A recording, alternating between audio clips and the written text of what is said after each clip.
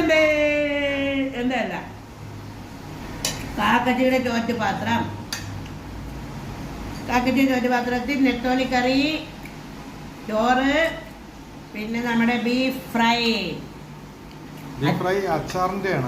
അച്ചാറിന്റെ beef fry. ഉപ്പുണ്ടാന്ന് നോക്കാനാണെന്ന്. പപ്പായ തോരൻ. അപ്പൊ ഇതാണ് ഇന്നത്തെ. ഇനിയുണ്ട മീൻ പൊരിച്ചത്, രസം.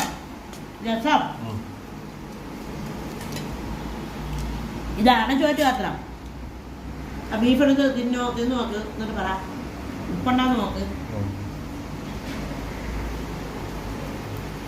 ഉപ്പുണ്ടാ? ഉണ്ടാ? ഓക്കെ. അപ്പൊ ഇതാണ് എന്റെ ചോറ്റുപാത്രം. എന്റെ അല്ല.